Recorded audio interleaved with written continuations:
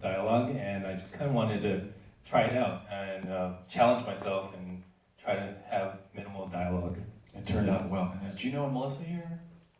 No, Melissa's filming a web series right now. That's right, yeah. Melissa is one of the actors with Asians on Film that Scott represents, so we wished her well. So, any questions for Rommel Andaya? Great job, Rommel! All right, cool.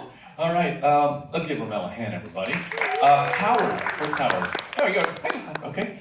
Howard, of 5 years, and speaking of outdoor shoots, my question that I had was, were there any challenges for the outdoor shoots? It looked perfect, that everyone was kind of just walking away from you guys, or was it just kind of like back in student projects when they see a film set and a film crew, everyone gets out of the way?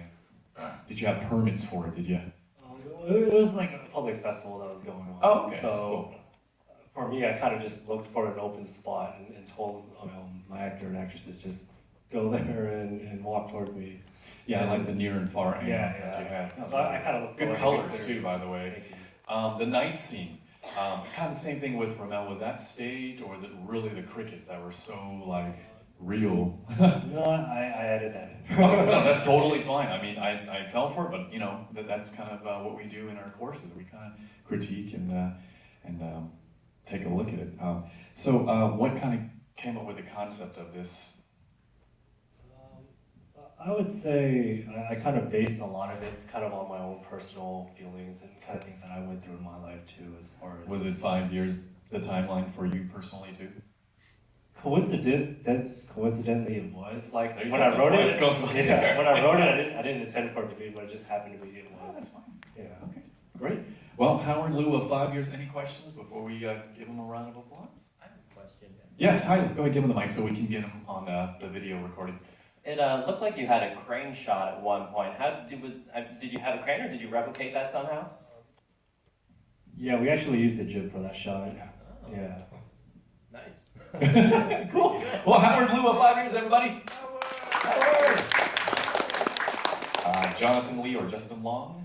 Okay, all the way down there. Up Takeout, remember the girls. It's Balond. And this is Olivia Oguma. I was gonna say, where's Molly? Hi. Oh, look at that. I know that face. Okay. Olivia, I guess you can answer this. You know, we gotta do takes, we gotta slate, etc. How much did you really have to eat for this? You were going to town. We were really hungry. Yeah, did they say like, don't eat the night before? No, we were like, we did it in one day. We only had one day that everyone was free, and we were like taking breaks to kind of check in on what was happening with the Tony Awards. But I remember being really hungry. And like, that was a really heavy really box hungry. of lo mein that one. Yeah, there was a lot. That was actually how much they sent, right? Jeez. It was like So, yeah. This and I guess since it's on you, my specific observation was your hair was wet for most of the scenes. Was that intentional as a director's, or was that your look? We were really sweaty because the lights were really hot. See, we observe these things, and it's kind of natural human nature. It was really hot in general, and then. When did you film this? Yeah, just like on a during summer. It was During- in the summer. okay. I think it was in June, right? Because the Tonys were on. Here- also, okay, like here in we LA? had no in New York, and we had Oh, lights.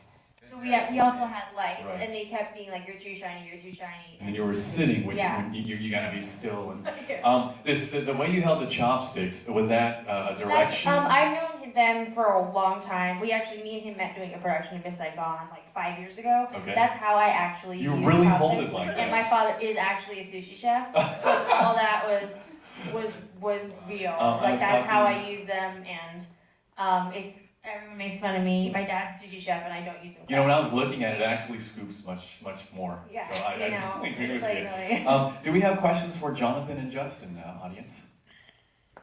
It was a real ghost. I know. Why did you add that kind of, I guess, comical side to it? Because it made me like, oh crap, it scared me, but it was fine, you know, without it, but it was cool with it. Well, we thought, like, when we came up with the idea, it was like, oh, what's the reason why there's hair? Let's just make it a ghost, 'cause that's funny. Well, like, you know, rule of threes, right? So like the thing was like a strand of hair. Then we were like, what like is so dumb like to come out of it next? Let's put a ponytail How in. obnoxious can And we then get? we're like, well, it can't just be like more hair. So like we just thought it would be really funny if it was a if it was a ghost. 4 foot long ponytail, then the ghost, right? Well, let's hear it for Jonathan, Justin, and Molly. Excuse me, Olivia Oguma. Case file 69. The gritty detective of Tyler Pamhong. Black and white noir, huh? And what was that a direction, or was that your thought, or did it cross the cutting board or make the cutting board? Well, a few of us, when we had started the writing process on the Friday, because it starts Friday night, and then you have Saturday and Sunday and a little bit of Monday to complete it. We had started with the idea of doing a film noir. That was that was our inspiration. And then as more of the team got together and the writing process or the brainstorming process continued, the idea of a porn came up. So we merged the two ideas together and we made a film noir porn. I don't know if you can elaborate more on that. And introduce. This is Samia, the director of and cinematographer. Yeah. Great. Yeah. Okay. Well, what actually took place was that like everyone had decided that we were going to do some sort of like film noir thing, and Gabe, who was another writer, and he couldn't be here tonight, but he and I were on our way back from work over to Tyler's, and literally opened the door and we were like, let's turn it into a porno. So, What was the name before? before it was Case File 69? Yeah. Because Because 69 of course is a reference, but like, was it like case file 15 and then let's make it perverted and called 69? No, I think it, like, I mean, we kind of developed the script before we kind of named it. I like it when it happens like that, right? Because, yeah, I mean, It's running. It's so fast that everything's happening so fast that the elements just come together as it comes together. I forget when the name came in, but it may have been later in the process because that generally happens with. I like the throwing very it all film together. how it ended and boom, and it's like, all right, get in your sex positions. Any questions? And on that note, awkward. Help me ask a question.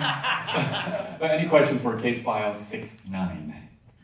Okay, let's give Tyler and Sam a big hand. And then finally, Michael Tang of Memory 317, a really dark kind of film. What was the concept behind this? Memories. You know, you're kind of doing kind of a different genre here. Tell us about the concept. I'm a really big fan of sci-fi, and I grew up watching like Terminator 2, Total Recall, and I was always intrigued with the concept of memories. So I wanted to make a sci-fi film about memories, and then the trailer for Interstellar came out. It was about leaving Earth and finding other habitable worlds. So I was just thinking, what if, you know, centuries later, you know, we're on this other world, this other planet, but then, you know, how will we perceive Earth? Like, will we miss Earth? You have to correct me if I'm wrong, but was 317 used in the actual script? Because I know another number was used, but... Oh yeah, did she say you gave me... Because she said you gave me memory... 186. Right, yeah. but she didn't say... So that was the first memory that what the guy typed in the Right. computer, Mhm. but then the second memory of the girl was 317. You know what I found? Like, with memory you can be so kind of visual, but it was very simple. Your scenes, your costuming, your lighting was very simple. Did you do that intentionally? Yeah, it's just me and my friend working on it, so we didn't really have like much to work with. And Okay, so it was yeah. it was more of a kind of a limitation. overhead. Yeah. What would you have done different if you did have a larger budget, if you will? Probably some special effects, maybe. Yeah. Flying cars or whatever. Good, the flying cars. Yeah. You gave me the memory pill of the flying car. Yeah. Okay, any questions for Michael and Memory 317? Well, let's give all the projects up here a round of applause. And we'd like to sincerely thank you guys. Congrats on all your awards and nominations. Keep on filming, keep on collaborating. We also like to thank Asian Americans Film Labs and anybody else that supports, and also Asians on Film. Ladies and gentlemen, stick around if you can for our red carpet. And the reception is all the way down this hallway there. But my name is Steven Chen. Thanks so much for joining us. We'll see you soon. Thanks again.